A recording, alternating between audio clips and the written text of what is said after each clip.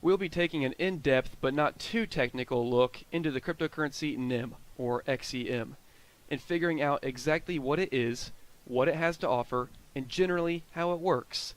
My goal in creating this episode is to be your one-stop shop video, jam-packed with the info users and investors want to know, before deciding if NEM is right for them. I made this video because this is the kind of video I wanted to see while I was trying to research NEM to decide if I wanted to become a user myself. Please pay close attention because I'm going to be going through this video objectively, fact by fact, pretty quickly. From time to time in the background, I'm going to be fiddling with the NEM Nano wallet for everyday users while I go through the basics, just to give you some idea of what to expect. So with that said, let's get right into it. NEM is different from other cryptocurrencies for two major reasons, and better than many other cryptocurrencies for a lot more, that I'll get into later with the facts list. Now, before I get into my list, I first want you to know the two major concepts exclusive to NEM, just to keep them in the back of your mind, even if you don't understand them at all just yet. They are these. You harvest instead of mine, which is just another way of describing how nodes and harvesters work and get paid. And another concept is that they use the concept of proof of importance to determine just how much work a node or harvester on the network gets to do because they trust it more and know that it has a huge incentive to run the network properly. Now, if you don't understand that or you just don't care about that, that's fine. You will by the end of the video. So let's go over to the major points of sale and see why on the surface someone would want to choose to use NEM over any other payment method on the market.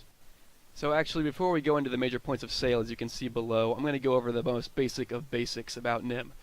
NEM, N-E-M, New Economy Movement, is what it was originally called, but I don't think they use that slogan anymore. But yeah, just good information anyway. The currency for NEM is called XEM, and it was launched on March 31st of 2015. Now going into the major points of sale of why you would want to use NEM over any other centralized payment method or even decentralized payment method, such as Bitcoin, or centralized such as maybe Venmo or Apple Pay, is that NEM is entirely blockchain based, obviously, if you aren't new to this, with 100% new code, and that code is built to be efficient, much more efficient than Bitcoin per se. NEM transactions take about 6 seconds to show up and about 20 to confirm. Yes, I counted, and the reason it's in this point is in red is because the points that are in red because they are either special for NEM or they are very important points of sale in my opinion, meaning reasons why people would want to use it for everyday type, things. Moving down, NEM has a messaging feature, and the messages take about 17 seconds to show up, and they currently cost about 1 additional XEM per 15 characters, so 140 characters is a pretty known amount and should cost about 10 NEM or 10 cents to send, which in my opinion is just fine for saying something like, hey man, here's the payment for the sneakers. That little line right there would probably cost only a few cents to send in addition to the actual payment. The transaction fee is ultra low. In fact, it's the lowest transaction fee I've ever seen among any cryptocurrency and definitely among any centralized option. For example, Venmo charges 2.9%, and Apple Pay charges, I can't remember, a small amount, but much more than this. And Bitcoin charges a lot because the network is so bogged down. But the transaction fee for NEM is 0.01% fee if I use my Nano wallet. I can prove this. So basically, 1 penny to send $100 in NEM, or 10 cents in XEM to send $1,000 in XEM. That's basically nothing, and that's literally just to pay for the electricity cost for the harvester that is processing your transaction. Moving on down, there were about 9 billion XEM created, and 9 billion in existence today. No more will ever be created, and they were created and distributed to about 1,500 original trusted supporters of the project to be distributed back when XEM was worthless. Not mined, never mined, no mining ever took place whatsoever. So I guess if you broke this down, and this isn't exact, but you could say, on average, everyone got about 6 million XEM per person on day one of the project's launch. So in today's value, about 72,000 each. But don't go crazy and think that, the developers paid themselves so much money and it's a big scam.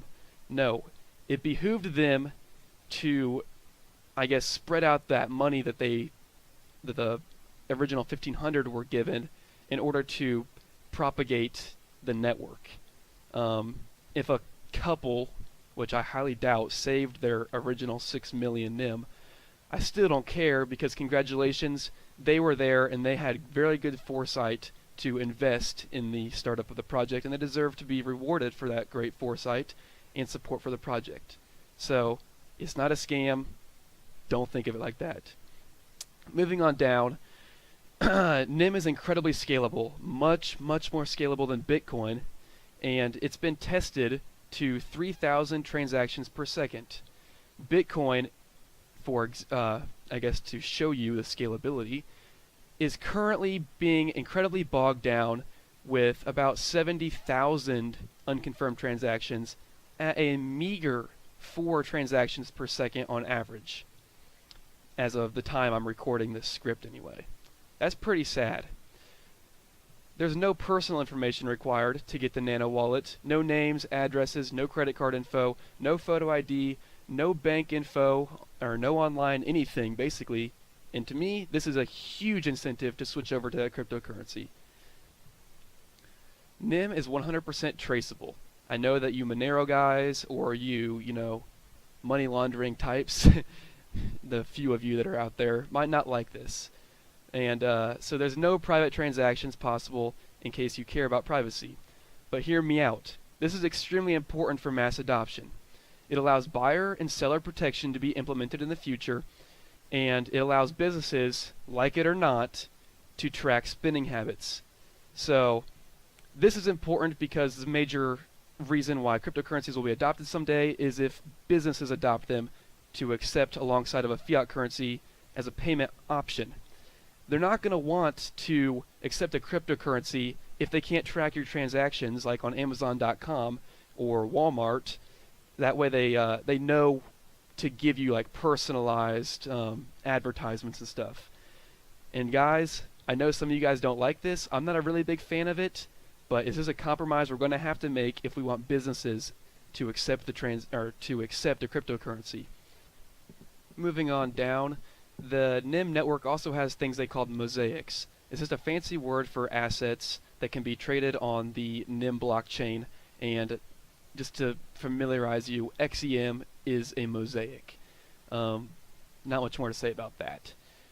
They also offer multi-signature accounts for businesses or families. A multi-signature account is just an account that it's one account that requires multiple people's signatures in order for the funds to be taken out. So for example, if you had a college fund with your mom and your dad and you could set it up so you would need like 2 out of 3 of those people's private passwords to be put in before the funds could be withdrawn.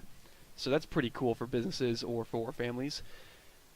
NEM uses 100 times less power than Bitcoin to run a node or harvest. Literally, I'm not kidding, it's that efficient. Also because they don't have mining, I guess, too. And a final point, which isn't going to get a lot of everyday users, but it's going to get the more long-term focused people, is that it's a good store of wealth with no chance of inflation. So the American dollar is printed off constantly, and the inflation continues to rise almost every single year, so the amount of the dollar gets, or the amount of value in the dollar gets lower and lower. However, with NEM, the only way it can really go, if it does get adopted, is up, because there's not going to be more and more NEM created. So that's something that's the normal person doesn't really care about, but the person who thinks about money is going to notice and care about. So moving on to what's under the hood, the things that investors and I guess the nerds of the group kind of try to look at. So, how does development take place? How do updates and things like that get funded? Is it decentralized? Is it centralized? What is it? Well, developments and updates are suggested by the community members and developers, which I guess are just, super awesome community members, and voted on by everyday users using the wallet's messaging feature. So they'll put out like, hey, here's the specifications on this development we're considering.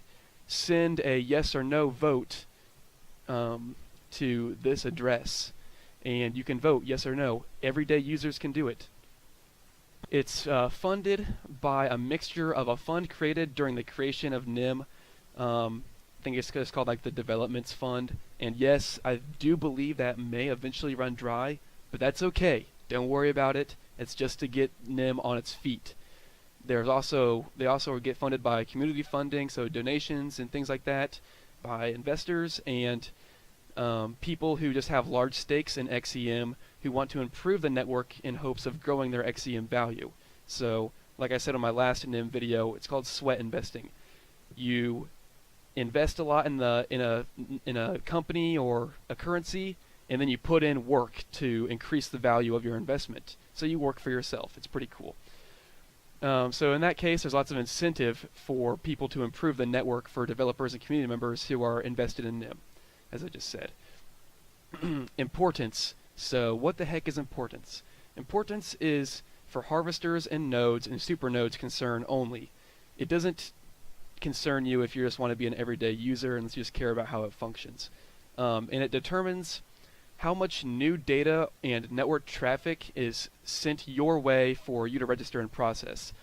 Unlike Bitcoin, your importance to the network, not your computer setup and speed that you process the info, determines how often you harvest a block. I guess you harvest a block.